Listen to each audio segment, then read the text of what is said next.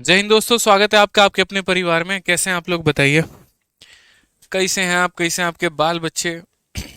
सब बढ़िया हैं, चकाचक है एकदम। बताइए जल्दी। कैसी हैं आपकी महिला मित्र? सब सुखी सब संपन्न हो तो बता दीजिए। कोई प्रॉब्लम तो नहीं ना है? बताओ भाई, जल्दी बताओ।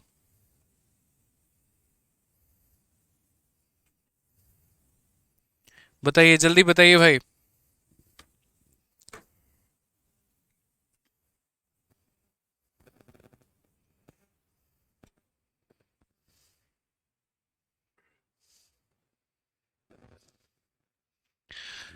बताओ भाई। राधे राधे, राधे राधे, सभी को राधे राधे। तो क्या लगता है, चलो आज परसेंटेज खत्म कर दिया जाए।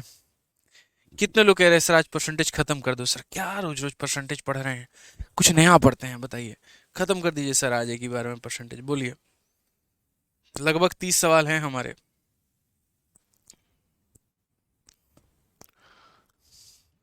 देखो, आज खत्म करने की कोशिश करेंगे लोग तो कल तो हो ही जाएगा ना। नौकरी लगने के बाद महिला मित्र बनेगी। चलो, तो शुरू करते हैं भाई। क्वेश्चन नंबर 164 तक कर लिया था, और 165 से आगे बढ़ेंगे। 165 से सभी सवालों को करेंगे। क्या कहा गया है, जरा पढ़िए। भूषण की मासिक आय 45,000 रुपए है और उनका मासिक खर्च 33,000 रुपए है।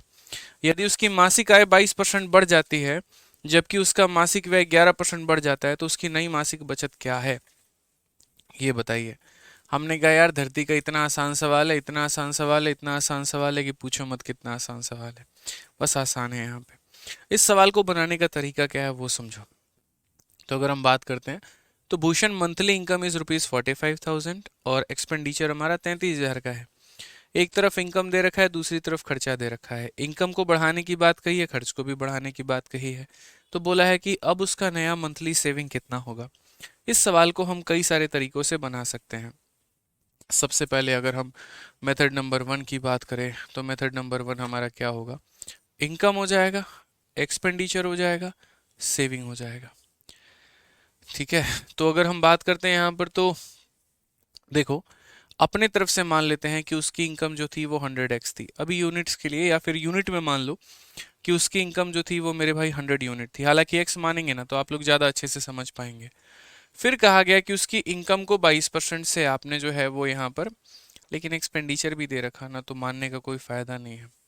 चलो कोई बात नहीं, आप ऐसे मान लो कि सर इसकी मंथली इनकम जो है वो 45,000 रुपये है। ठीक है। और इस यहाँ पर इसका खर्चा 33,000 रुपये है यहाँ पे।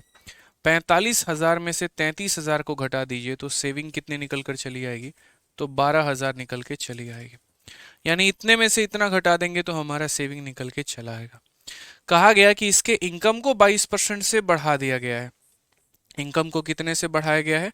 तो 22% से बढ़ा दिया गया है।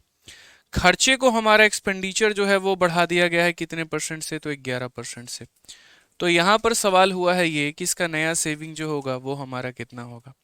इस सवाल को बनाने की दो विधि हैं। पहला हमारा बेसिक जो हम आपको सिखाएंगे, और बेसिक नहीं कह सकते, ये भी एक अच्छा मेथड है। और दूसरा हमारा हो जाएगा एलिगेशन के मेथड से हम इसे बना सकते हैं। तो दोनों तरीकों से हम जो है एक बार देखने चलते हैं।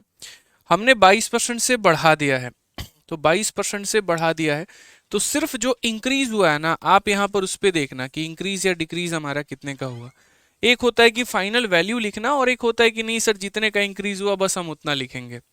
तो इंक्रीज हो गया या फिर जो डिक्रीज हो गया, आप यहाँ पर उसके ऊपर में फोकस करो। जो भी इंक्रीज डिक्रीज है बस उसको आप देखो यहाँ पर। तो हमने कहा सर इंक्रीज डिक्रीज हमें लिखना है।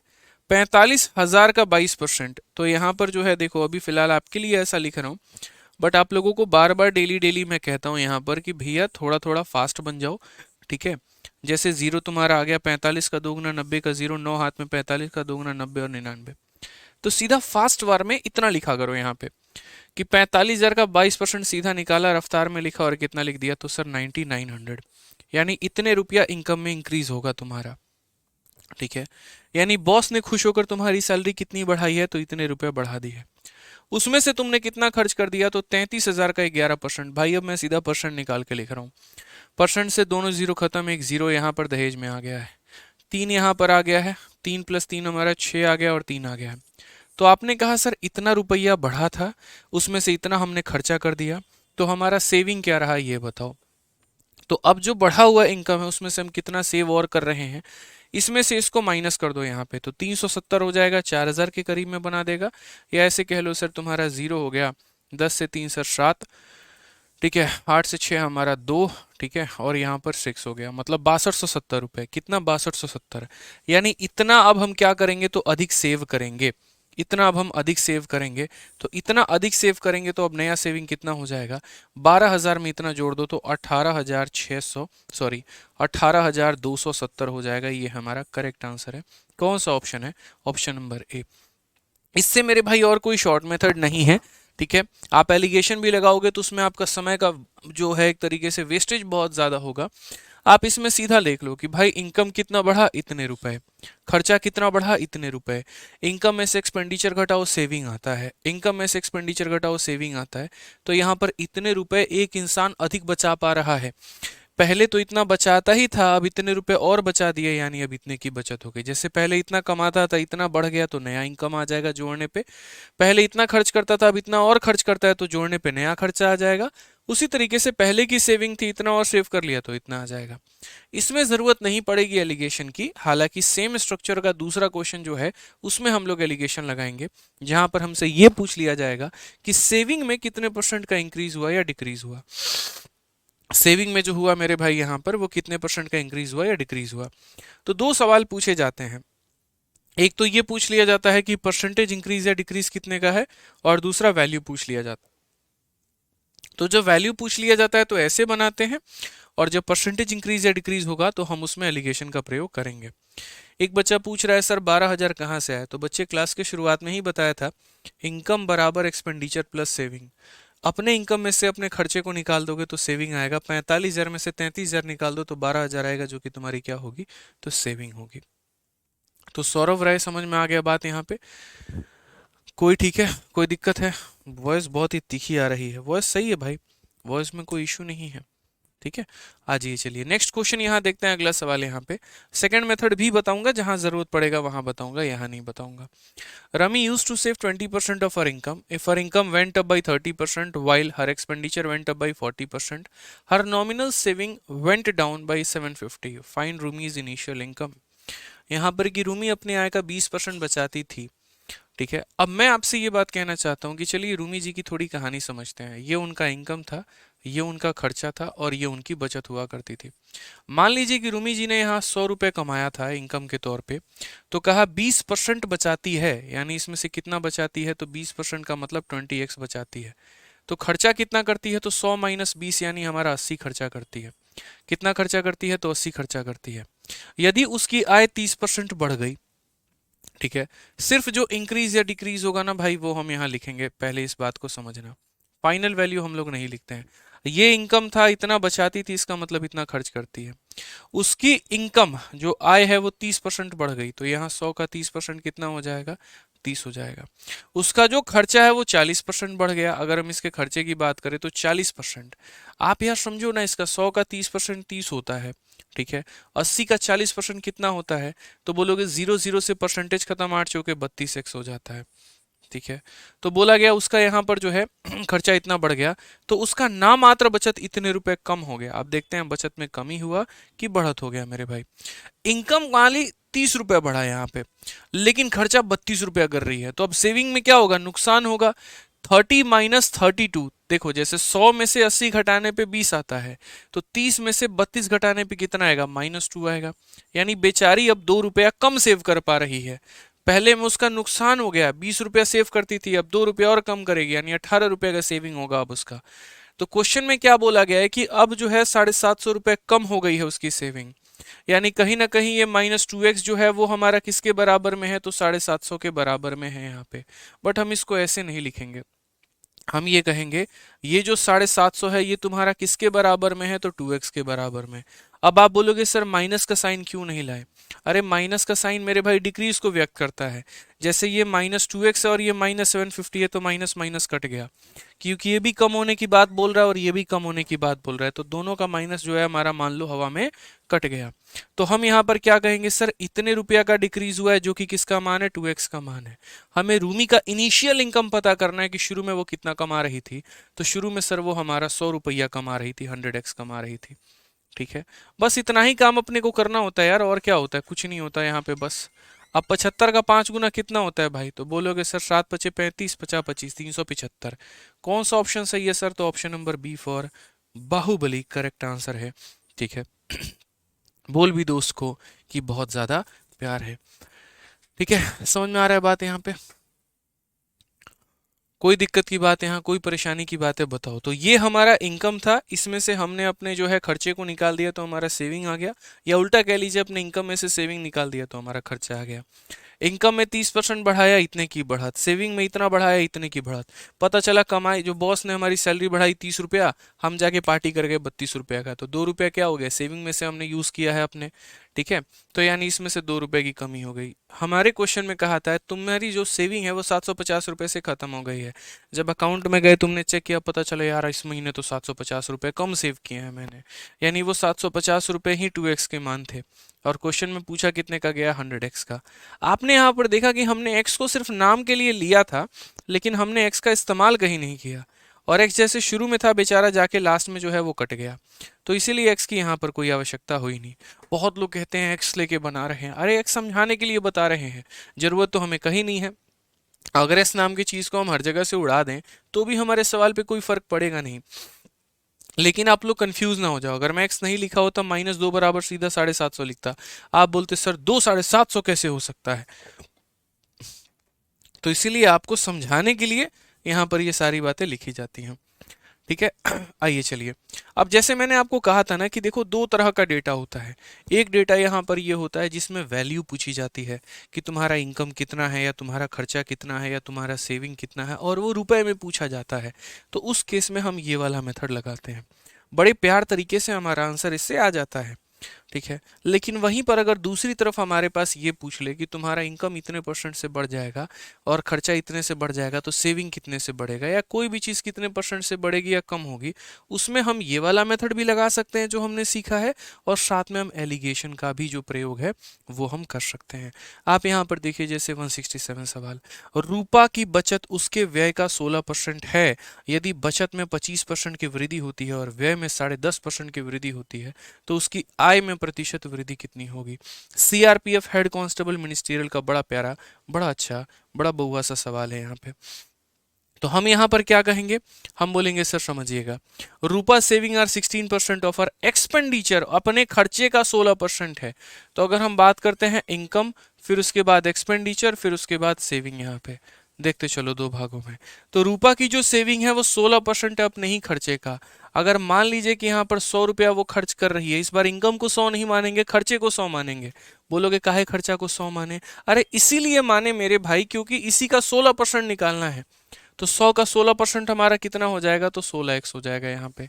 तो रूपा का जो है यहाँ पर कितना हो जाएगा, तो 16x हो जाएगा। ठीक है, Rupa saving are 16% of expenditure, 16% of expenditure. बोला गया अगर उसके सेविंग को 25% से आपने बढ़ाया है, यहाँ पर कितने से बढ़ाया है, 25% से बढ़ाया है। अच्छा, कोई व्यक्ति इतना खर्च कर रहा है और इतना बचा रहा है, तो इसका मतलब उसकी इनकम कितनी है, तो 116x है। ठीक है, फिर कहा उसका एक्सपेंडिचर 10.5% से बढ़ाया, अगर एक्सपेंडिचर की बात करेंगे तो वो कितने से बढ़ा है, तो 10.5% से बढ़ा है। ठीक है, तो यहाँ पर उसके इनकम में कितने का इंक्रीज या डिक्रीज हुआ होगा, ये बताओ। हमने कहा सर धरती का सबसे आसान सवाल यही तो है, और क्या है। आप मुझे एक बात बताइए, किसी भी संख्या का 25% कितना होता है, 1/4। कितना होता है, 1/4। आपका 25% निकालना है, आपका 1/4 कर देंगे। समझ में आ गया बात यहाँ पे। तो वही बात है, इस संख्या का 25% का मतलब इसको 4 से भाग करो, इसको 4 से भाग करोगे तो कितना होगा, 16 को 4 से भाग करने पे 4x आ जाएगा। 100 का 10.5% का मतलब हो गया 10.5% ही हो गया मेरे भाई। अब एक बात बताओ, इनकम में कितने का इंक्रीज हुआ, तो बोलोगे इनकम निकालना है तो एक्सपेंडिचर सेविंग को जोड़ दो। तो इनकम में कितने का इंक्रीज हुआ उसको निकालने के लिए दोनों को जोड़ दो।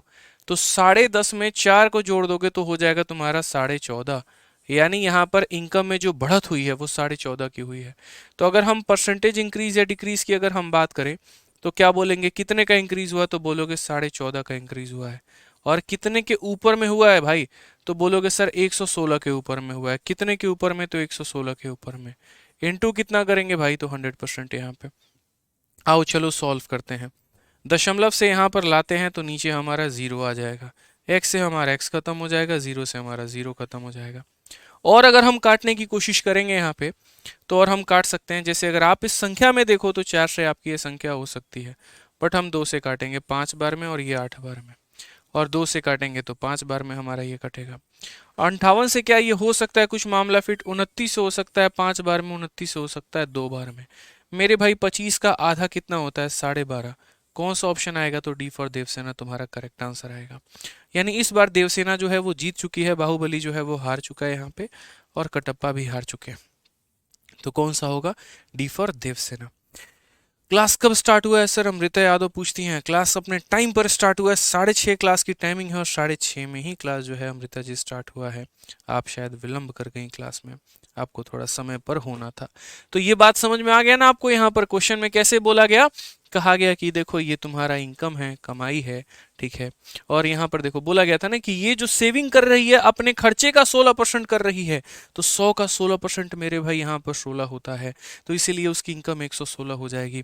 आज उसने यहाँ पर क्या किया, खर्चे में 25 बढ़ा दिया मतलब 4 रुपए, यहाँ पर सेविंग में 25% बढ़ा दिया मतलब 4, खर्चा 10.5 से बढ़ गया इतना, तो इनकम बढ़ जाएगा 14.5 से। इनकम में इतने का इंक्रीज कितने के ऊपर में, 116 के ऊपर में, वो निकल कर आया मेरे भाई 12.5%। अब मेरी बात को समझना, यहाँ पर ये था मेथड नंबर 1। अब दूसरा मेथड नंबर 2 हम बताते हैं। जैसा मैंने आपसे कहा था, ये इनकम एक्सपेंडिचर वाले सवालों में हम जो है यहाँ पर सेकंड मेथड भी अप्लाई कर सकते हैं, और वो एलिगेशन। लेकिन वो कैसे करेंगे, उसके पहले एक अयान हल्दर करके हैं, और यहाँ पर इन भाई का पूछना है, सर सेकंड एडिशन आप कब लेकर आ रहे हैं सीजल वेरियर की, तो बहुत जल्दी आ जाएगा, हफ्ते 10 दिन के अंदर में, परेशान मत हो, हफ्ते 10 दिन के बाद में ले लेना, कोई दिक्कत की बात नहीं है, ठीक है। अब आ जाओ, असल में देखो मैंने कहा था कि एलिगेशन एक ऐसा कंसेप्ट है, और यहाँ पर जो है जब भी कोई भी चीज को तुम मिलाकर किसी तीसरे के निर्माण करने की बात की जाती है, वहां पर हम किसका प्रयोग करते हैं, एलिगेशन का, ठीक है। जैसे मानो लड़के लड़की को मिला के जो है हमने पूरी क्लास बना दी, तो वहां एलिगेशन हो जाता है। तो वैसे ही यहाँ पर जो है एक्सपेंडिचर को और सेविंग को जब हम जोड़ देते हैं तो क्या बनता है मेरे भाई, इनकम बनता है। यहाँ पे इन दोनों का कॉम्बिनेशन ही हमारा क्या बनाता है, एक्सपेंडिचर का कॉम्बिनेशन यहाँ पे, और सेविंग का कॉम्बिनेशन ही हमारा इनकम का कॉम्बिनेशन बनाता है। तो इसको हम किस तरीके से हल करेंगे ये समझो। हम यहाँ बोलेंगे, सर देखिए समझिए इस बात को लेकर, यहाँ पे हमें क्या करना है, एक्सपेंडिचर हमारा कितने परसेंट से बढ़ गया या कम हो गया, हम यहाँ पर वो लिखेंगे। सेविंग हमारा कितने परसेंट से बढ़ गया या कम हो गया, हम यहाँ पर वो लिखेंगे। और इन दोनों के कारण इनकम में हमारा परसेंटेज इंक्रीज या डिक्रीज आ जाएगा, उसे हम यहाँ लिखेंगे, ठीक है। और सर यहाँ रेशियो में क्या मिलेगा, तो रेशियो में यहाँ पर जितना हम खर्चा कर रहे हैं वो मिलेगा, और यहाँ सेविंग जितना कर रहे हैं वो मिलेगा। फिर बच्चा बोलता है यार दो बार आप एक्सपेंडिचर लिखे हो, हम कंफ्यूज नहीं हो जाएंगे कहाँ पर क्या लिखना है। मैंने कहा बिल्कुल तुम कंफ्यूज हो गए, इसीलिए तुम्हारे लिए एक बात हम और लिख दिए हैं कि परसेंट, यानी यहाँ पर एक्सपेंडिचर कितना कर रहे हो वो लिखना है, और यहाँ जितने परसेंट से इंक्रीज या डिक्रीज हुआ वो लिखना है। यहाँ सेविंग जितना कर रहे हो वो लिखना है, और यहाँ सेविंग जितने से इंक्रीज हुआ या डिक्रीज हुआ वो लिखना है। समझ में आ गया बात यहाँ पे, ठीक है। हिमांशु सहनी भैया, आपको टेलीग्राम पर आप डाउट पूछ रहे हो, कोई आपका डाउट नहीं बता रहा है, काम करो लड़की के नाम से आईडी बना लो, बता रहे हैं, ठीक है। एक यहाँ पर जो है सीक्रेट बताते हैं, आईडी बना लो लड़की के नाम से, फोटो भी फेसबुक उसबुक कहीं से उठा के किसी का लड़की का डाउट शेप कर दो, ठीक है, मतलब फोटो लगा दो, और तब उसके बाद ग्रुप में देखो देखो 10 लड़के तुम्हारे डाउट का आंसर नहीं दिया ना, फिर बताना मुझे, कहना सर क्या गजब की ट्रिक दी है, बताओ। धाए धाए आंसर आएगा एकदम, और उसमें से तो एक एक लड़का तुम्हें दो दो अप्रोच बताएगा और पर्सनली बोलेगा भी, अगर नहीं समझ में आया तो बता देना, हम फोन करके भी समझा सकते हैं। उसमें तरीके बदलो यार, ये सब मुझसे पूछते हो, बताओ। समझ में आ गया बात यहाँ पे। तो अब जरा इस सवाल में हम लोग देखते हैं, जो हमारा ये सवाल था, और क्या हम इसे इस विधि से हल कर सकते हैं। ये देखो यहाँ पे, तो बोलोगे हाँ सर हो सकता है। अब कैसे होगा देखो, ठीक है। क्वेश्चन में यहाँ पर एलिगेशन का प्रयोग करके इस सवाल को आप कैसे बनाएंगे। कहता थैंक यू सर, बहुत बढ़िया भाई, एकदम सजेशन पूछा करो हमसे, बहुत बढ़िया बढ़िया सजेशन देते हैं हम। ठीक है,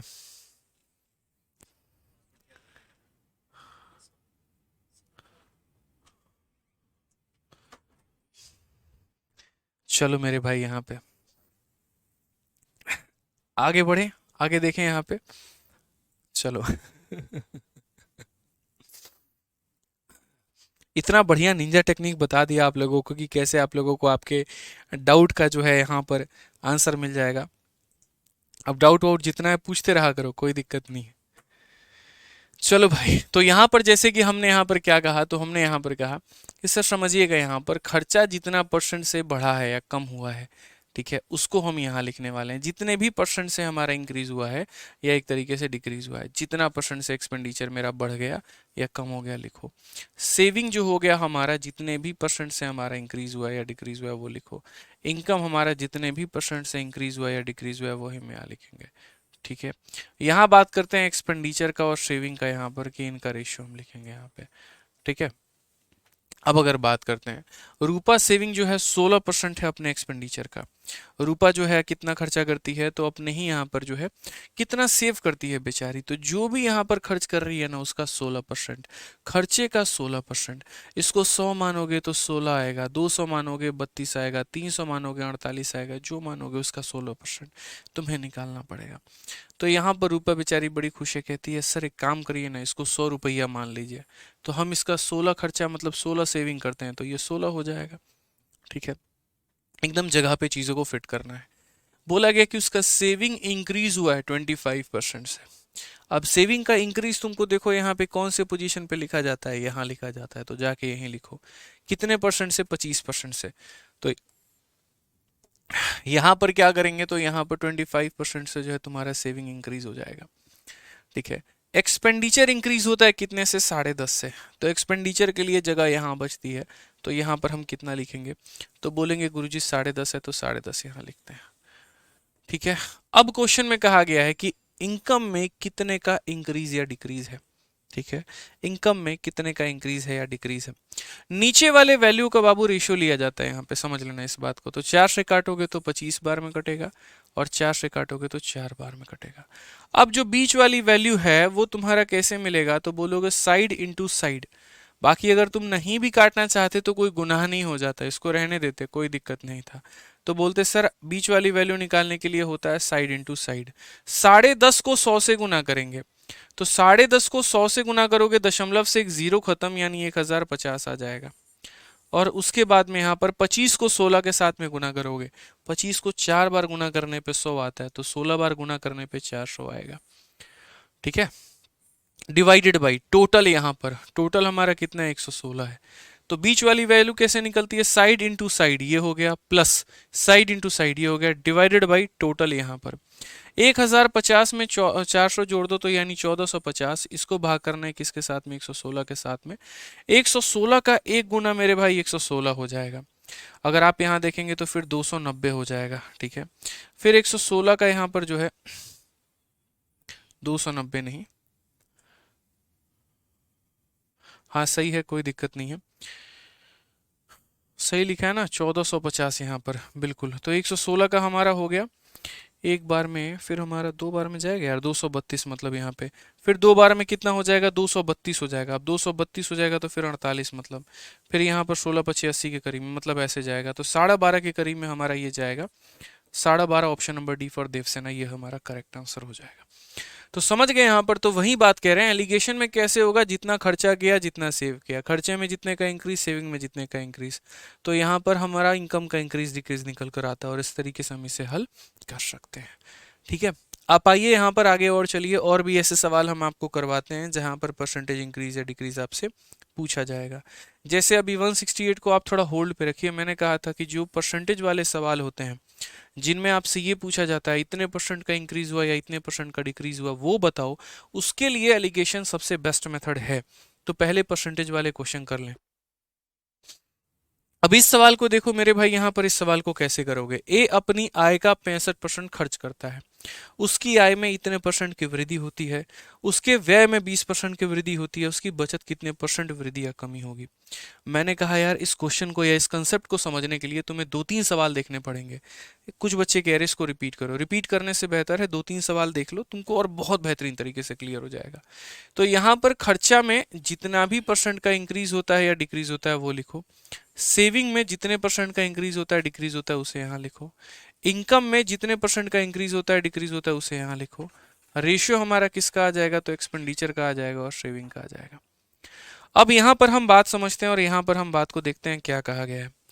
ए खर्च करता है 65% अपने इनकम का, यानी जो है खर्च कर रहा है कितना, 65। यानी इस बार अगर हम उसके इनकम को 100 रुपया मानते हैं तो 65 रुपया जाकर वो खर्च कर देता है। तो बचाता कितना है, तो 35 रुपया। तो यहाँ पर जो है इनकम को 100 मानोगे, 100 में 65 खर्च कर दिया तो बचाया कितना, तो 35 बचा लिया। बाद में मत पूछना कि सर 65-35 कहाँ से आए। 100 इनकम माना है, 65 खर्चा किया, इसका मतलब इतना बचाया है। ठीक है। फिर कहा गया उसके आय में इतने की वृद्धि होती है, जितने परसेंट का इंक्रीज या डिक्रीज होता है वो यहाँ पे। तो आय वाले जगह को मिटा के आय वाले की वैल्यू लिखो। आय में कितने का इंक्रीज डिक्रीज हुआ है, तो बोलोगे 20.1। ठीक है। फिर कहा गया यहाँ पर कि and expenditure is increase by 20, खर्चा कितने से बढ़ा है, तो 20 से। तो खर्चे का इंक्रीज डिक्रीज यहाँ पर ऊपर में लिखते हैं, तो यहाँ पर मेरे भाई लिख देना है। ठीक है। और बोला गया सेविंग के साथ क्या हेरा फेरी हुई है, यहाँ पर ये बताओ। मैंने कहा सर हम जो फॉर्मूला याद किए थे हम उसको यहीं पर अप्लाई कर देंगे। 5 से काटेंगे 13 बार में कटेगा, 5 से काटेंगे 7 बार में कटेगा। अभी मैंने पढ़ा था कि बीच वाली जो वैल्यू होती है बराबर होता है किसके, साइड इंटू साइड, यानी हो जाएगा 20 इंटू 13। ठीक है। प्लस मेरे भाई यहाँ पर साइड इंटू साइड, तो इसको x मान लेते हैं, तो बोलेंगे x इंटू 7। और डिवाइडेड बाई क्या हो जाएगा, टोटल 13 जमा 7 हमारा 20 हो जाएगा। ये 20 देखो यहाँ दशमलव हटाओगे नीचे 0 आएगा, ये इसे खत्म करेगा और इसे गुना करोगे तो 402 के करीब में। 13 दूना मेरे भाई 26 हो जाएगा और प्लस हमारा 7x हो जाएगा। अगर हम देखेंगे 402 में से 260 घटाएंगे तो कुल मिलाकर मेरे भाई कितना हो जाएगा, तो बोलेंगे सर 142 हो जाएगा। कितना हो जाएगा, 142 के करीब में। ठीक है। यहाँ पे कोई दिक्कत की बात है, 142 बराबर 7x हो जाएगा। तो 7 से काटोगे तो लगभग यहाँ पर 20 बार में, यानी 20 पॉइंट समथिंग करके हमारा उत्तर आएगा। 7 से काटेंगे 7 का 2 गुना 14, उसके बाद मेरे भाई 20 बार में 140 हो जाएगा, 0.7 यानी नियर अबाउट जो x की वैल्यू है वो 20.3% आएगी। प्लस में आया है तो इसका मतलब इंक्रीज है, माइनस में आता तो इसका मतलब क्या है, तो डिक्रीज है।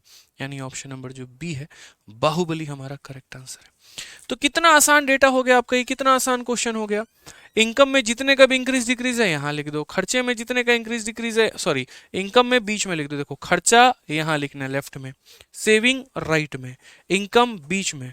तो ये इंक्रीज या डिक्रीज के लिए ऊपर वाली लाइन बनी हुई है। ऊपर वाली लाइन बताती है कि कितने परसेंट का इंक्रीज है या डिक्रीज है, और नीचे वाली लाइन यहाँ पर ये बताती है कि यहाँ पर जो है खर्चे के बीच में यहाँ पर और सेविंग के बीच में क्या संबंध है, कितने रुपए आप खर्च कर रहे हैं, कितने रुपए आप सेव कर रहे हैं। तो इस बात को आपको ध्यान रखना है। आइए एक और सवाल आपको यहाँ पर प्रैक्टिस करवाते हैं, तब जो है आपको बहुत बढ़िया तरीके से यहाँ पर क्लियर हो जाएगा। 170 को छोड़ के अभी 170 नहीं करवाएंगे, 171 को पहले करवाते हैं, तब आपको मेरे भाई आपको एक बार और क्लियर हो जाएगा बढ़िया तरीके से। ए अपनी आय के इतने परसेंट की बचत करता है, यदि उसकी आय में इतने की वृद्धि होती है, उसके व्यय में इतने की वृद्धि होती है, तो उसके बचत में कितने परसेंट की वृद्धि या कमी होगी। सेम तरीके से एक और सवाल है दूसरे डेटा पे। हमने कहा समझिएगा सर, सेम ही क्वेश्चन है हमारा, एक बार देख लीजिए। सेम ही क्वेश्चन है, जो हमारा इनकम होता है बराबर होता है एक्सपेंडिचर प्लस सेविंग के। ठीक है। तो यहाँ पर हम अपने कितने परसेंट खर्चे को बढ़ा रहे हैं या कम कर रहे हैं वो लिखना है। यहाँ हम अपने सेविंग को कितने परसेंट बढ़ा रहे हैं या कम कर रहे हैं वो लिखना है। यहाँ अपने इनकम को कितने परसेंट बढ़ा रहे हैं या कम कर रहे हैं वो लिखना है। और डिवाइड करना है किसके साथ में, एक्सपेंडिचर और सेविंग के साथ में। किसके साथ में, तो एक्सपेंडिचर और सेविंग के साथ में। तो अगर हम बात करते हैं यहाँ पर, तो ए जो है 35% सेव कर रहा है। कितना सेव कर रहा है, 35%। यानी बेचारा अगर 100 रुपया कमाता है तो इसका 35% जाके सेव कर देता है। कितना सेव कर देता है, 35%। तो अगर हम बात करेंगे तो 100 का 35% यानी सेविंग कितनी है, 65 की है। तो इसका मतलब खर्चा कितना किया उसने, तो 65 का किया। 35 सेव किया तो खर्चा कितना किया है, तो 65 का किया। 35 सेव किया है तो खर्चा कितना किया है, तो मेरे भाई 65 का किया है। अगर हम उसके इनकम को 20.1 से बढ़ाते हैं, ये इनकम वाली लाइन मिटाओ और यहां पर लिखो कितना, तो 20.1। सेम क्वेश्चन है, कोई दिक्कत नहीं, एक बार और रिवाइज हो जाएगा। ठीक है, खर्चा जो बढ़ गया वो 20% से बढ़ गया, तो यहाँ पर खर्चे को लाके 20% कर दो कि उसका खर्चा जो है वो 20% से बढ़ चुका है। ठीक है, तो बोला गया सेविंग के साथ में सर क्या छेड़खानी होगी। हमने कहा सर अभी एक बात समझाया था बच्चे को, देखो सेम क्वेश्चन नहीं है, असल में ये क्वेश्चन तुम्हारा मेंस में पूछा गया था 29/1/2022 को, और जो मैंने क्वेश्चन करवाया हुआ था वो क्वेश्चन आपको जो है यहाँ पर सीजीएल के प्री में पूछा गया था। बस फर्क इतना था, दोनों क्वेश्चन का डेटा सेम है। इसमें जो चर्चा की गई है यहाँ पर वो खर्चे के बारे में किया गया है कि वो स्पेंड कितना कर रहा है, यानी 65%। और यहाँ पर अगर हम बात करें तो इस क्वेश्चन में सेविंग का चर्चा किया गया है कि वो सेव कितना कर रहा है, तो 35%। तो बात वही है, मैं 80% खर्च करता हूँ या 20% सेव करता हूँ, मेरे भाई दोनों केस में जाओगे तो यहाँ पर बात सेम ही पड़ेगा।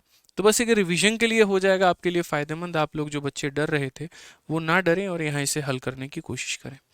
5 से काटेंगे 13 बार में, 5 से कटेगा 7 बार में। बीच वाला जो डेटा होता है 20.1 वो बराबर होगा साइड इंटू साइड के, यानी बोलोगे सर 20/13 के, प्लस मेरे भाई यहाँ पर साइड इंटू साइड के, तो यहाँ एस मतलब इसको एक्स मान लो आप, यहाँ पे कितना मान लो, तो बोलोगे सर एक्स मान लेते हैं x/7, और डिवाइडेड बाई कितना हो जाएगा टोटल, यहाँ पे पूरा का पूरा दशमलव हटा दिए, नीचे जीरो आ गया, ये हमारा हो जाएगा 402 के करीब में।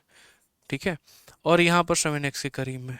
अब 402 में से घटा दो तो 142 हमारा आ जाएगा 7x। 7 से अगर हम काटेंगे तो कुल मिलाकर जो है 20.3 के करीब में जाएगा, and this is the required answer. यहाँ पे प्लस में आ रहा है तो इंक्रीज है, माइनस में आएगा तो क्या हो जाएगा, डिक्रीज हो जाएगा। अंकित कुमार कहते हैं सर 93 करवा दीजिए। 93 करवा देंगे यार, 93 कोई बहुत बड़ा तोफ थोड़ी है, पहले जो पढ़ा रहे हैं उसको आ जाओ यहाँ पे। ठीक है, चलो अब इनकम वाले में एक क्वेश्चन तुम्हारा अभी यहाँ पर ये है, इसको जरा देखो पहले। 170 नंबर क्या कहा गया है जरा पढ़ो। Z spend 66 whole 2/3% of our income. If our income increase by x% and expenditure increase by 10%, then saving increase by 25.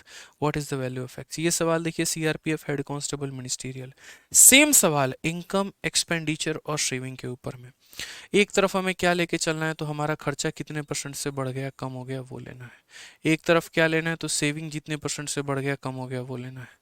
एक तरफ इनकम जितने परसेंट से बढ़ गया कम हो गया वो लेना है। और यहाँ पर रेशियो क्या लेंगे, तो एक्सपेंडिचर और सेविंग का लेंगे। अब अगर हम सवाल के बारे में बात करते हैं तो यहाँ पर जेड स्पेंड कर रहा है इतना, जेड जो है वो हमारा खर्च कर रहा है इतना। ठीक है, अगर हम उसके इनकम को x% से बढ़ा देते हैं, किसको बढ़ा देते हैं, इनकम को, कितने से बढ़ाते हैं, तो बोलोगे सर x% से यहाँ पर बढ़ाते हैं। ठीक है, फिर खर्चे को हम 10% से बढ़ाते हैं। खर्चे को हम कितना बढ़ा रहे हैं, तो खर्चे को हम यहाँ पर 10% से बढ़ा रहे हैं। कितने से बढ़ा रहे हैं, तो 10% से बढ़ा रहे हैं। सेविंग को 25% से बढ़ा रहे हैं यहाँ पे, तो सेविंग हमारा कितना हो जाएगा, तो 25% से हो जाएगा। ठीक है, तो यहाँ पर जो है x का मान हमारा कितना है। सबसे पहली बात, जेड हमारा इतना स्पेंड करता है, जेड स्पेंड हमारा इतना, जेड स्पेंड हमारा कितना हो जाएगा, इतना परसेंट। ये परसेंट हमारा किसके बराबर में है, तो 66 होल 2/3%, यानी ये हमारा 2/3 के बराबर में है। यानी 3 रुपए की इनकम में 2 रुपया जो है वो क्या कर रहा है, तो खर्च कर रहा है। 3 रुपए के इनकम में 2 रुपया वो क्या कर रहा है मेरे भाई, तो खर्च कर रहा है। यहाँ पे फिर से रिपीट करता हूँ, 3 रुपए की इनकम में 2 रुपया वो खर्च कर रहा है। ठीक है, यानी अगर हम बात करते हैं उसकी इनकम हमारी 3 रुपए है, तो उसका 2 हिस्सा यानी वो 2 रुपए जो है वो क्या करता है मेरे भाई, तो खर्च कर देता है। तो अगर 2 रुपए वो खर्च करता है तो सेविंग कितनी है उसकी, तो 1 रुपए की है यहाँ पे। तो ये वाली लाइन का इसी मतलब होता है कि जेड स्पेंड इतना परसेंट, मतलब 2/3। 3 रुपए के इनकम में 2 रुपया खर्चा, 1 रुपया का सेविंग। ठीक है, अब बच्चा बच्चा भी दूर गांव तक बैठा होगा ना, वो भी इसका उत्तर दे देगा।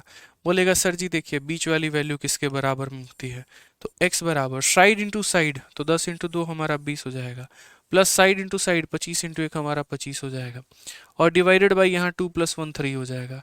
45 को 3 से भाग करो मेरे भाई, 15% आता है। खेल खत्म, ऑप्शन नंबर जो सी है वो हमारा करेक्ट आंसर है। समझ गए सर कौन सा ऑप्शन करेक्ट आंसर है, तो ऑप्शन नंबर जो सी है वो बिल्कुल हमारा सही उत्तर है।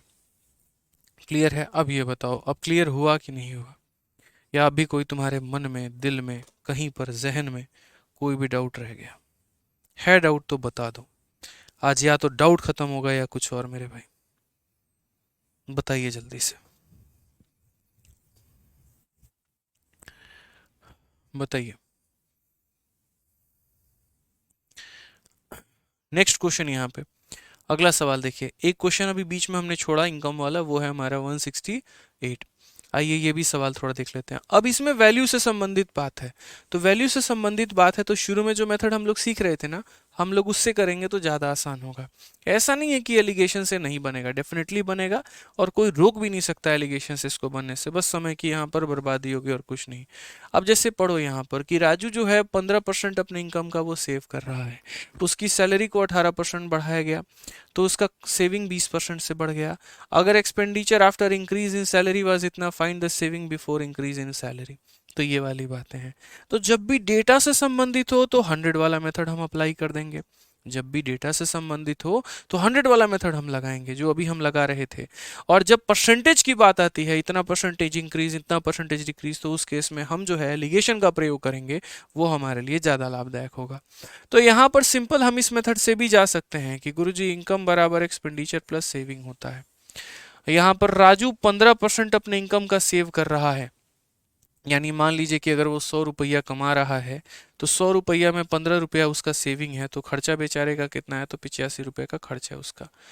ठीक है, कहा गया सैलरी को 18% बढ़ा दिया गया, उसका सैलरी 18% से बढ़ चुका है, तो 100 का 18% कितना हो जाएगा, 100 का 18% 18 हो जाएगा। ठीक है, सो ही इंक्रीज इज सेविंग बाय 20%, उसका सेविंग यहाँ पर 20% से बढ़ जाएगा। तो मुझे बताओ यहाँ पर 15 का 20% 3 रुपया होता है, 3x होता है यहाँ पे। ठीक है, if is expenditure after an increase in salary was इतना, मतलब सैलरी बढ़ने के बाद में जो खर्चा है, कहने का मतलब expenditure after increase in salary, ये उसका नया वाला खर्चा है। ये कौन सा खर्चा है भाई, नया वाला खर्चा है। फिर से रिपीट करता हूं, कौन सा खर्चा है, तो नया वाला खर्चा है। तो बोला गया saving before increase in salary, तो शुरू में वो कितना सेव करता था ये बता दो। अब मैं यहाँ पर समझाता हूँ आपको कि राजू अपने आय का 15% बचाता है, 100 रुपया कमा रहा है तो 15 बचा लेगा तो यहाँ खर्चा कितना करेगा, 85। इसने अपने इनकम में 18% बढ़ाया है, तो यहाँ पर हम इंक्रीज या डिक्रीज को लिखते हैं, तो हम बोलेंगे सर 18 मतलब 18x हो गया। और यहाँ सेविंग में 20% बढ़ा दिया, तो 15 का 20% हमारा 3 होता है, निकाल के देख लो, 300/100 यानी 3। तो 18 रुपए इनकम में बढ़े, 3 रुपया उसमें से सेविंग गया, तो खर्चा बढ़ कितना गया, तो बोलोगे सर 15x बढ़ गया। अगर मुझे ये निकालना है कि मेरा नया इनकम कितना है, इसमें इसको जोड़ दो। मुझे ये निकालना है मेरा नया सेविंग कितना है, इसमें इसको जोड़ दो। मुझे तो ये निकालना है कि मेरा नया खर्च कितना है, 85 में 15 को जोड़ दो, यानी 100x मेरा क्या है, तो 100x मेरा नया जो है वो खर्चा है। क्वेश्चन में कहा गया कि अगर उसका खर्चा बढ़ने के बाद यहाँ पर 1,32,500 होता है, ये 1,32,500 उसका नया वाला खर्च है, नया वाला खर्च इट मीन्स यहाँ पर कितने का मान है, तो 100x का मान है। और हमसे कहा क्या गया है, तो saving before the increase in salary, यहाँ पर सैलरी बढ़ने के पहले, सैलरी बढ़ने के पहले मेरे भाई सेविंग कितनी थी, तो सेविंग यहाँ पर इतनी थी, पहले सेविंग इतनी थी, अब 3 बढ़ गई, तो अब सेविंग कितनी हो गई, तो 18 हो गई। तो इंक्रीज होने के पहले कितना था, तो 15, यानी 15x का मान बताना है। फिर से वही कहूंगा, x तो यहाँ छलावा है दिखाने के लिए, और कोई बात यहाँ पर नहीं है। गुना कर दो मेरे भाई, 15 का 5 गुना 75 का 5, 7 हाथ में, 15 गुना 30, 7 37, 7 3 पास में, 15 तिया 45 और 3 48 का 8 मुन्ना 4, और 15 कम 15 4 19, 19,875। कौन सा ऑप्शन हुआ है, ऑप्शन नंबर डी है भाई। समझे, तो डेटा दिया गया हो तो इससे बढ़िया कोई मेथड नहीं है, देखो सच बता रहे हैं। और अगर परसेंटेज के बारे में पूछे तो एलिगेशन से बढ़िया कुछ भी नहीं है। 2:1 कैसे आया, सोहित पाटिल मेरे शब्दों को दोबारा सुनना। कोई यार, तुम अपने इनकम का 2/3 जो है वो खर्चा कर देते हो, इसका मतलब 3 रुपया में 2 रुपया खर्च कर देते हो, तो सेव कितना करोगे, 1 रुपये। समझ में आ गया बात यहाँ पर।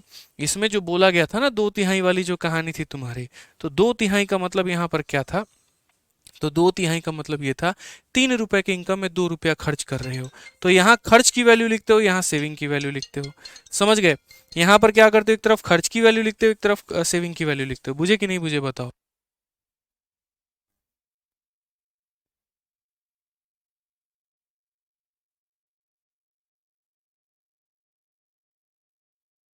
तो चलिए, आप लोगों को समझ में आ गया मेरे भाई, क्लियर है आप लोगों को, बताइए।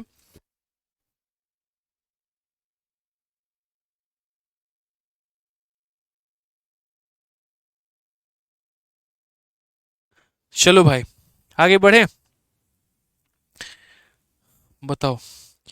चलो आगे बढ़ते हैं, अगला सवाल यहाँ देखते हैं नेक्स्ट क्वेश्चन क्या कहा गया है। तो ये सारा टाइप हमारा हो गया क्लियर। अब बता दो भाई साहब, किसी को भी कहीं पर भी कोई भी डाउट हो तो।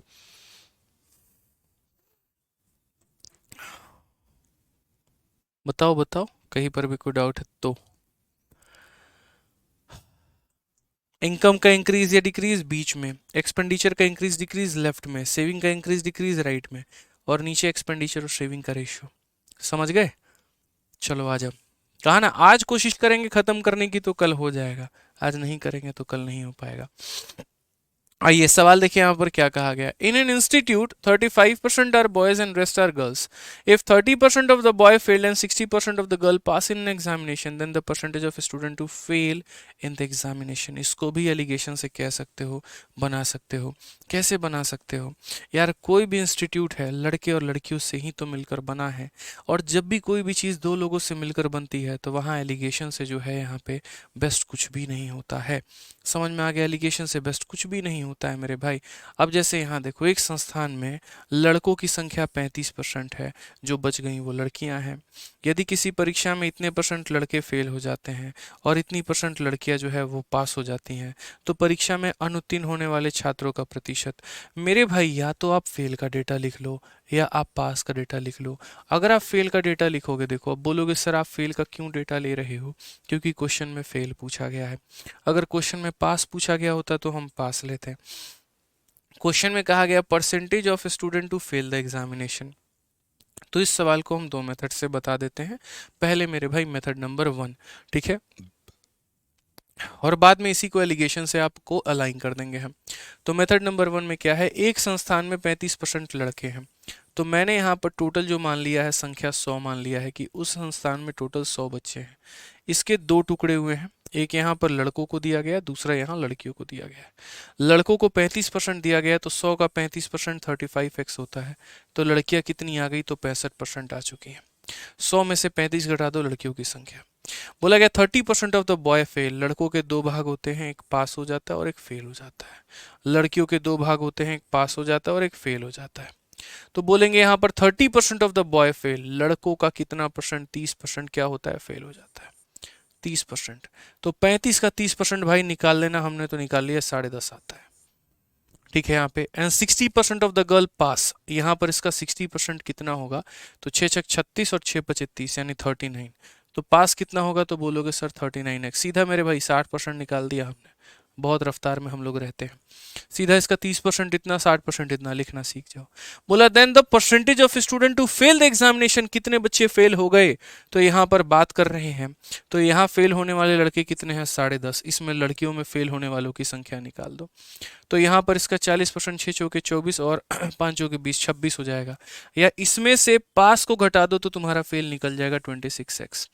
तो कुल मिलाकर जो फेल होने वालों की संख्या है वो कितनी है, तो 10.5 और 26 यानी कितना हो जाएगा, 36x।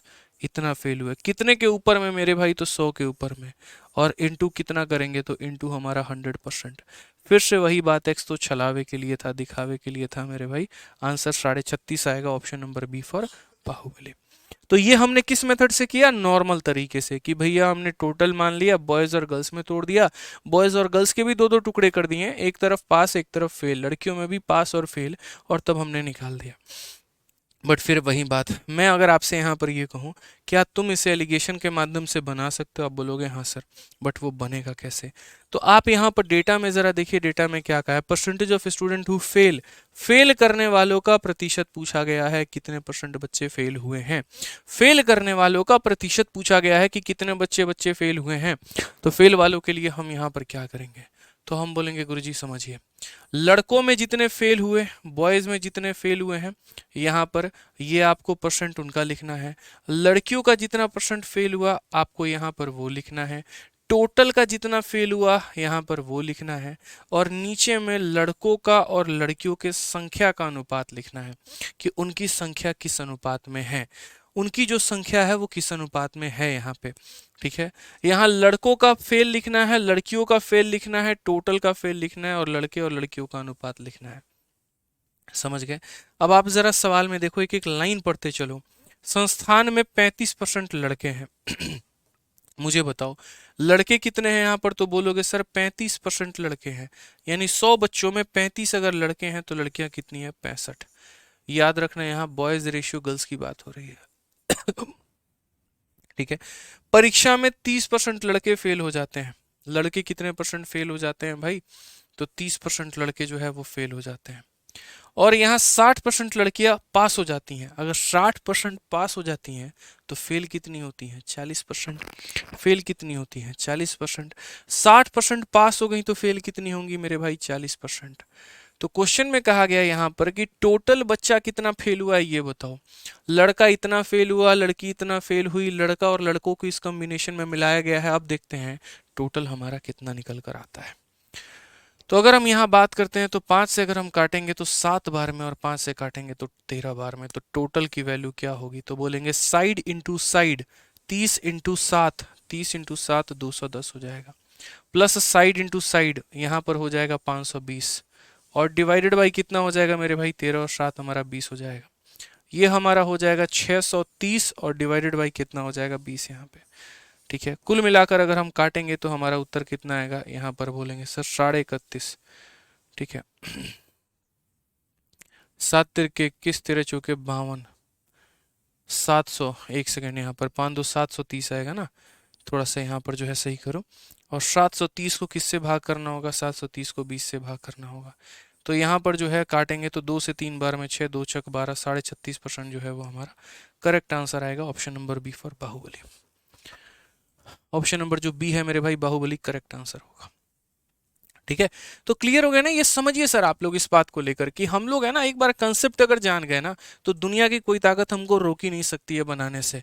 हम लोग चाहे तो यहाँ अपने बेसिक कंसेप्ट से भी बना सकते हैं और चाहे तो एलिगेशन से भी बना सकते हैं, और ये सीखना पड़ेगा आपको। मैंने जैसे कहा कि युद्ध लड़ने के लिए एक हथियार के साथ नहीं जा सकते, पता चला वो हथियार ही काम नहीं किया तो तुम मारे जाओगे। यानी पेपर देने जाओ तो कभी एक अप्रोच के साथ मत जाओ, मल्टीपल अप्रोच आपके पास होगा ना, सिलेक्शन तभी लेकर आ पाओगे। ध्यान रखना यहाँ पे। अब जैसे ये सवाल देखो, एक निर्वाचन क्षेत्र में कुल मतदाताओं में से 55% पुरुष हैं और बाकी जो बच गई वो महिलाएं हैं। यदि 40% पुरुष अशिक्षित हैं और 40% महिलाएं शिक्षित हैं तो शिक्षित पुरुषों की संख्या अशिक्षित महिलाओं की संख्या से कितना परसेंट अधिक है। ठीक है, हम इसे चाहें तो बेसिक से भी कर सकते हैं और हम इसे चाहें तो एलिगेशन से भी कर सकते हैं। हम आपको दोनों मेथड से बताएंगे। ठीक है, तो in a constituency 55% of the total number of voter are male. मैंने कहा यार एक काम करो, तुम पहले मेथड नंबर 1 बनाओ। मेथड नंबर 1 के अनुसार में टोटल लोगों की संख्या को कितनी मान लो, 100 मान लो। अब ये टोटल दो भागों में टूटेगा, एक मेल में टूटेगा और एक फीमेल में टूटेगा।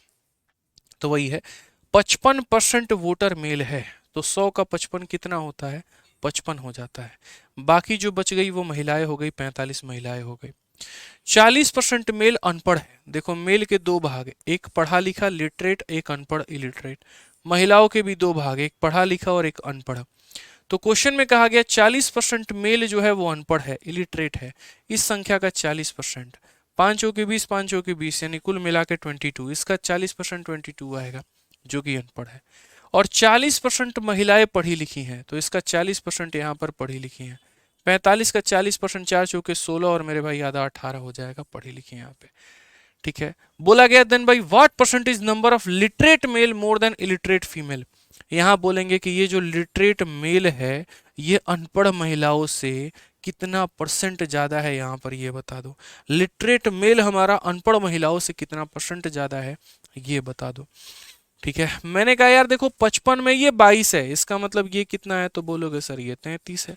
उसी तरीके से 45 में ये 18 है तो ये हमारा कितना हो जाएगा, तो 17 हो जाएगा। ठीक है, 27 हो जाएगा, माफ करना, कितना हो जाएगा, 27 हो जाएगा।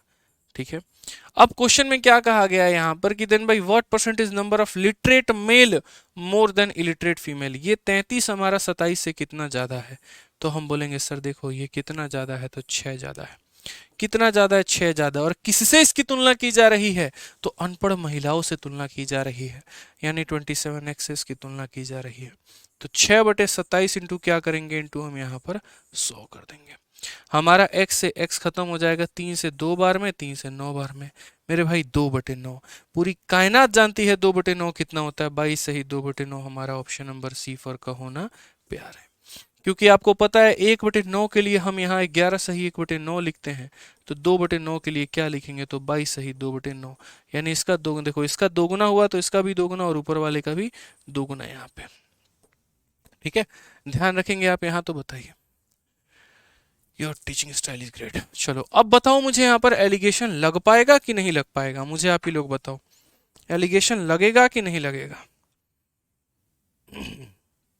एलिगेशन लगेगा कि नहीं लगेगा, वर्कआउट करेगा कि नहीं करेगा भाई?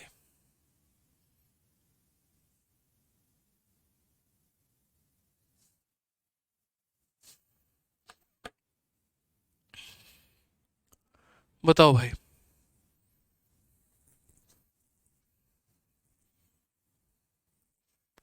लगेगा? सोच लो सोच लो सोच लो, जान लो।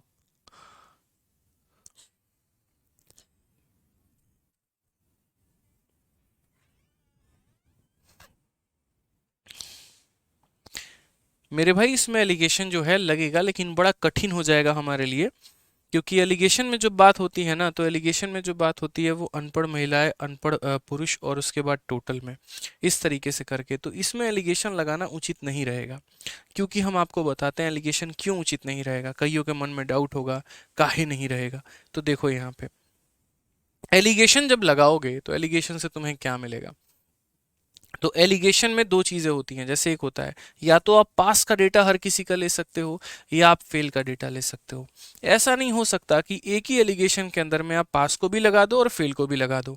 इसमें दो वर्ग हैं, एक पढ़ा लिखा वर्ग है और एक अनपढ़ वर्ग है। तो अगर हम एलिगेशन लगाएंगे तो अनपढ़ वाले वर्ग में लगा सकते हैं एक बार, इलिटरेट के ऊपर में लगा सकते हैं और लिटरेट के ऊपर में लगा सकते हैं। अगर अनपढ़ वर्ग में लगाएंगे तो अनपढ़ वर्ग का एलिगेशन ऐसे बनेगा कि जैसे यहाँ पर मेल जितने भी अनपढ़ हैं उनको लिख लो, फीमेल जितने भी अनपढ़ हैं उनका परसेंट लिख लो, टोटल जितना अनपढ़ है वो लिख लो, और यहाँ रेशियो में ले लो मेल और फीमेल का। या पढ़े लिखे में लोगे तो पढ़ा लिखा मेल का परसेंट ले लो, अनपढ़ पढ़े लिखे फीमेल की परसेंट ले लो, टोटल कितना पढ़ा लिखा है वो ले लो, और मेल और फीमेल का रेशियो ले लो। हमारे जो क्वेश्चन में कहा है ना, वो यहाँ पर ये बोला है कि what percentage number of literate male more than illiterate female. ये पढ़ा लिखा जो है यहाँ पर देखो कितना परसेंट, मतलब ये मेल पढ़ा लिखा वाला और अनपढ़ फीमेल यहाँ दोनों लेना, मतलब एक पढ़ा लिखा का डेटा लेना है और एक अनपढ़ का डेटा लेना है। तो इसीलिए इसमें एलिगेशन नहीं लग पाएगा, और लगेगा भी तो डबल एलिगेशन लगा के तब जाके वैल्यू को बराबर करके करना होगा, जो कि बड़ा मुश्किल होगा। कहने का मतलब यहाँ पर एलिगेशन वहां लगता है जब सेम तरह के डेटा हो। जैसे अगर बात सिर्फ फेल की गई हो तो फेल कर सकते हैं कि भैया फेल हुए छात्र बता दो, फेल हुए लड़की बता दो, फेल हुए लड़का बता दो, समझ रहे हो मेरी बात को लेके, या पास हुआ लड़का, पास हुआ लड़की, या पास हुआ टोटल बता दो। एक ही तरह के डेटा के बारे में बात करो। यहाँ पर ये ज्यादा होशियार बन रहा है, कोशिश क्या करता है, number of literate male more than illiterate female घर से लेके आएंगे। ये बताओ पहले, पढ़े लिखे मेल की तुम तुलना करवा रहे हो अनपढ़ महिलाओं से, दो अलग अलग वर्ग के बारे में बात कर रहे हो, एक तरफ तुमको पढ़ा लिखा भी चाहिए, एक तरफ तुमको अनपढ़ भी चाहिए, और एलिगेशन में कोई एक ही चीज लगा सकते हैं, या तो पढ़ा लिखा लगा सकते हैं नहीं तो अनपढ़ लगा सकते हैं। तो भाई अगर इसको कैलकुलेट करोगे कभी अनपढ़ का डेटा नहीं मिलेगा, इसको कैलकुलेट करोगे तो पढ़े लिखे का डेटा नहीं मिलेगा, मतलब यहाँ इलिटरेट में लगाओगे तो लिटरेट नहीं मिलेगा, लिटरेट में लगाओगे लिटरेट नहीं बनेगा, इसीलिए एलिगेशन से नहीं लगेगा। समझ गए यहाँ पे? क्लियर है? बहुत बच्चे बोलते हैं सर ये तो फेल हो गया, फेल कुछ नहीं हुआ है, इस बात को समझो। अगर एग्जामिनर ने उसके जगह पर कुछ और पूछा होता ना तो वो एलिगेशन से दे पाता मेरे भाई। ठीक है, अब वही बात है यहाँ पर, जो गन्ने पेरने की मशीन है उससे तुम सोचोगे जूस निकाल दे, तो संभव है, जूस तो वो निकालती है लेकिन गन्ने का, संतरे का नहीं, सेब का नहीं। ठीक है, तो ये एलिगेशन जो मेथड है वो जो उसके लिमिटेशंस है, पांच ही चीज है उसके पास में। एक तरफ यहाँ 1% होगा मेल फीमेल का, यहाँ पर एक जैसे मानो यहाँ मेल लिख दिया, यहाँ फीमेल लिख दिया, यहाँ टोटल लिख दिया, और रेशियो में मेल और फीमेल का। तो इन पांच चीजों के अलावा कुछ और पूछोगे तो बता पाएगा? नहीं बता पाएगा, फेल हो जाएगा वहां पे, ये इसकी कैपेसिटी ही नहीं होगी बताने को लेके, तो इसीलिए।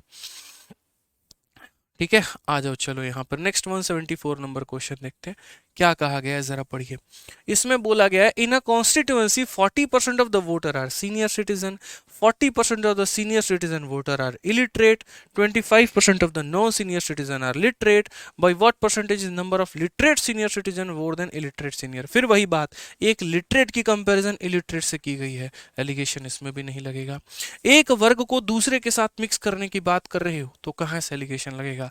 और आजकल तो ये एग्जामिनर का ऐसा फेमस क्वेश्चन बन गया है, क्या करता है है, क्लास को दो वर्ग में बांट देता है, लड़का और लड़की। लड़कों को दो वर्ग में बांट देगा, एक पास और फेल, और लड़की को भी पास और फेल में, और उनके बीच में कॉम्बिनेशन खोजेगा। या फिर एक गांव को बांट देगा दो लोगों में, मेल में और फीमेल में।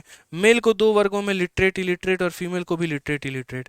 तो हर जगह जो ये पांव वाला सिस्टम है ना, आप देखो ब्रांच वाला जो सिस्टम है, इसको बायोलॉजी में हायरार्की बोलते थे, ये आजकल नया ट्रेंड में आ रहा है। 2022 में पूछा गया बॉयज और गर्ल्स के नाम पे फेल और पास में, तो देखो ये पहले इसमें बटा, फिर इसके दो पांव, इसके भी दो पांव।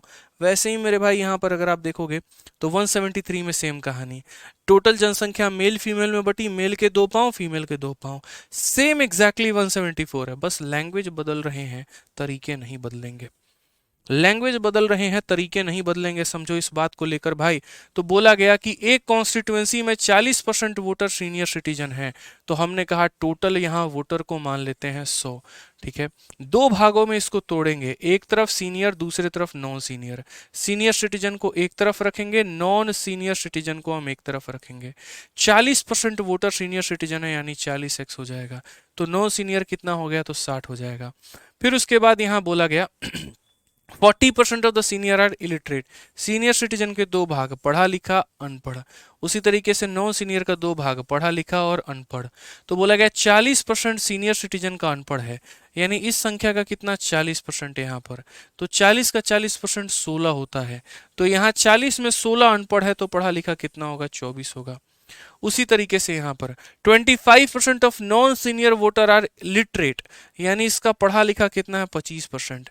किसी भी संख्या का 25% एक चौथाई, इसको 4 से भाग करो यानी 15, यानी 60 में अगर 15 पढ़े लिखे हैं तो अनपढ़ कितने हैं, तो बोलोगे 45 है सर। कितने हैं, तो बोलोगे सर 45 है। क्लियर है ये बात यहाँ पे?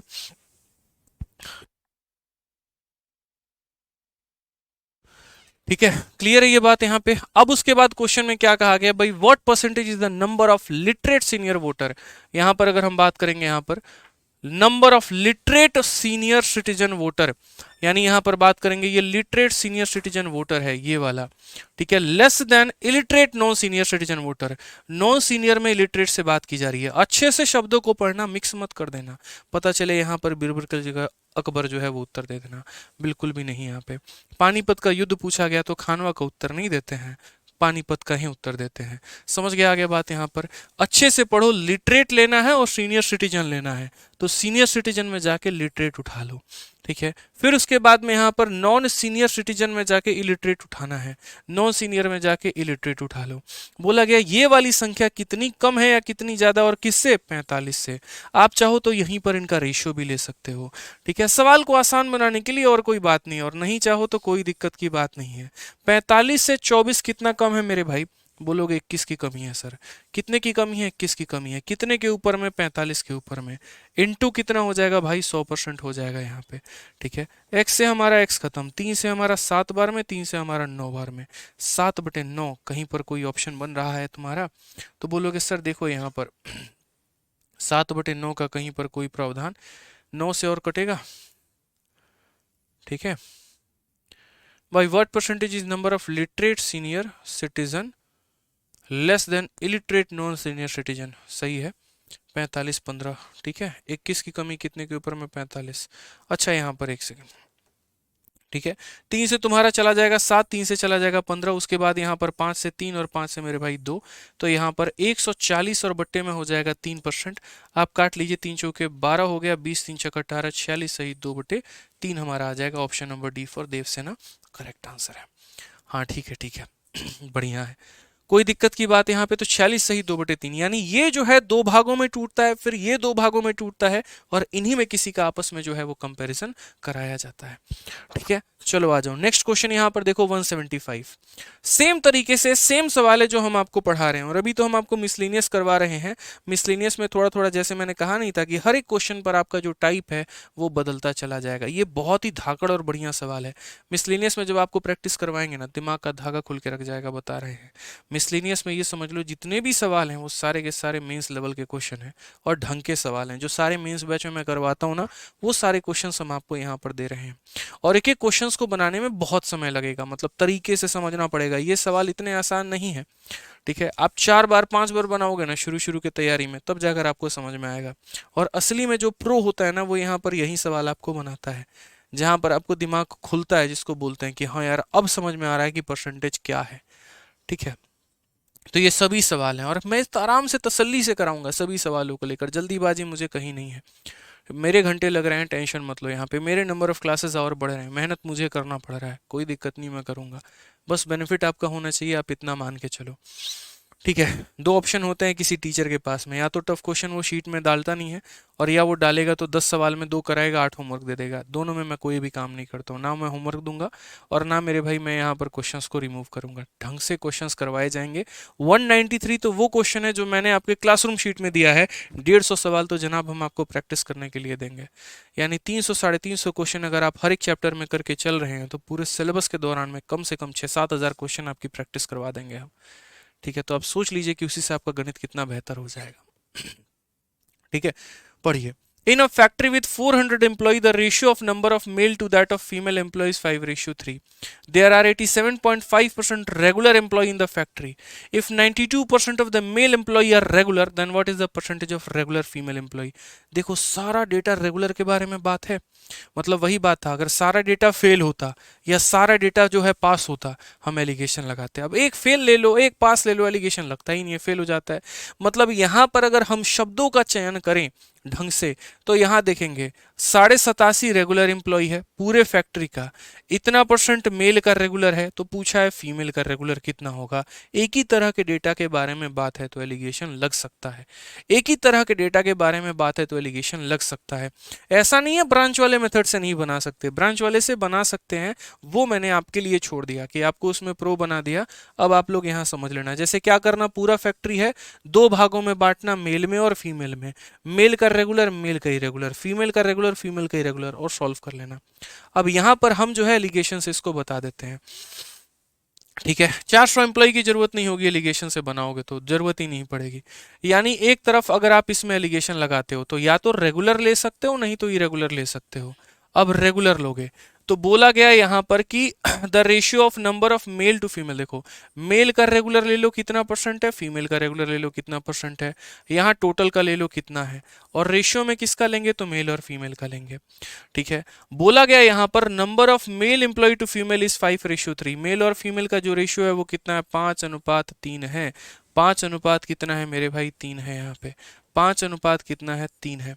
बोला गया 87.5% रेगुलर एम्प्लॉय है पूरे फैक्ट्री का, पूरे फैक्ट्री का रेगुलर कितना है तो 87.5, पूरा फैक्ट्री बीच में लिखा जाता है यहाँ पे। ठीक है, उसके बाद में कहा गया यहाँ पर कि 92% मेल रेगुलर है, मेल का रेगुलर कितना है मेरे भाई, तो 92% है, तो मेल की जगह हम यहाँ मेल लिखेंगे। ठीक है, अब बोला गया फीमेल कितनी रेगुलर है ये बता दो, बता दो मेरे भाई।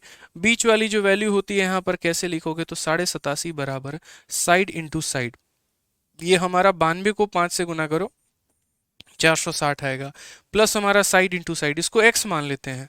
ठीक है, कितना मान लेते हैं तो x मान लेते हैं, x इंटू 3 हमारा कितना हो जाएगा, 3x हो जाएगा, डिवाइडेड बाई टोटल, टोटल हमारा 8 हो जाएगा भाई। 8 पचे 40, 8 सत्ते 56, 4 60 6, और 8 अटाई 64, और आपका 4 हो जाएगा 68, तो यहाँ पर हो जाएगा 680, एक दशमलव यहाँ पर खत्म कर देगा, मतलब मैंने सीधा उड़ा दिया। समझ गए मेरी बात को। ठीक है, यहाँ पर देखो क्या हो जाएगा, 8 अटे मतलब 640 हो गए, यहाँ पे 7.5 का 8 गुना यानी 15 चौके 60। ठीक है, 7.5 का 8 गुना 15 चौके 60, 8 पचे 40, 8 सत्ते 56, 4 60, एक सेकेंड, हाँ सही है, 8 अटाई 64 और 6 70 होगा ना, एक बार देखिए, 8 अटाई 64 और 8 सत्ते 64 56 60, 700 हो जाएगा मेरे भाई। यहाँ पे ये टोटल हमारा 700 हो जाएगा, ये हमारा 460 और प्लस हमारा कितना हो जाएगा 300। 700 में से 460 निकाल दो तो हमारा हो जाएगा 240, और ये बराबर हो जाएगा हमारे किसके, 3x के। 3 से काटेंगे तो 80 बार में ये हमारा x का मान आ जाएगा, जो कि हमारा करेक्ट आंसर होगा। ऑप्शन नंबर ए जो है वो हमारा बिल्कुल सही उत्तर है। ठीक है, तो यहाँ पर ध्यान रखना है, जैसे 80 का 8 गुना 640 हो गया, 7.5 का 8 गुना मेरे भाई 60 हो गया, तो 640 और 60 हमारा 700 हो गया। ठीक, तो यहाँ पर ध्यान रखो, तो सेम चीज थी, सिर्फ और सिर्फ रेगुलर के बारे में बात किया है, तो मेल का रेगुलर, फीमेल का रेगुलर, टोटल का रेगुलर, और यहाँ रेशियो ले लिया।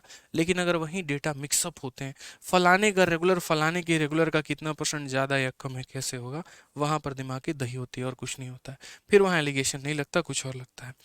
तो यहाँ से बढ़िया बढ़िया सवाल है, अभी वक्त लगेगा सिखाने में आपको बढ़िया तरीके से। मुझे अगर आप चाहते हो मैं उड़ा के और भगा के ना पढ़ाऊँ तो आपको मुझे समय देना पड़ेगा। कल की क्लास हो सकता है परसों की भी क्लास लग जाए, ठीक है। आराम से तसल्ली से पढ़ाएंगे, क्योंकि यही वो सवाल है जो कंपटीशन को आपसे अलग करेंगे। 176 से लेकर 193 के क्वेश्चन, ये वो सवाल हैं जो पूरी भीड़ से आपको अलग करेंगे। यहाँ पर होता है जहाँ आधी जनता दम तोड़ देती है, ठीक है। परसेंटेज के 20 क्लास है तो 18 क्लास हर कोई देखता है, आखिरी का 2 नहीं देखता। और वो आखिरी के 2 ही सवाल ऐसे, आखिरी के मेरे 2 ही टॉपिक ऐसे होते हैं, 2 ही क्लास ऐसे होते हैं जो मेंस लेवल के होते हैं, जहाँ पर जो है अच्छा क्राउड निकल कर जाता है और बाकी वाले वहीं दम तोड़ देते हैं, ठीक है। तो वो क्लास को अटेंड करना, हिम्मत एकदम बना के करना है। कोई बात नहीं, थोड़ा कम समझ में आएगा, दोबारा से पढ़ लेंगे, तिबारा से पढ़ लेंगे। ऑनलाइन ही तो है, ऑफलाइन थोड़ी है यार। यहाँ पे हमारे पास मल्टीपल बार देखने के एक्सेस हैं, हम कई बार देख सकते हैं, समझ सकते हैं, सीख सकते हैं। दोबारा से पढ़ेंगे, रिवाइज करते चलेंगे, लेकिन छोड़ना नहीं है। इतना जान लो आज, नहीं तो कल तो पढ़ना है। रो के पढ़ो, हंस के पढ़ो, पढ़ना तो है भाई, ठीक है। तो मिलेंगे अगले क्लास में, आज के लिए इतना ही। तब तक जितना पढ़ाएं उसको रिवाइज कर लो, ठीक है। चलो मिलेंगे अगले क्लास में, आज के लिए बहुत बहुत धन्यवाद आपको, थैंक यू।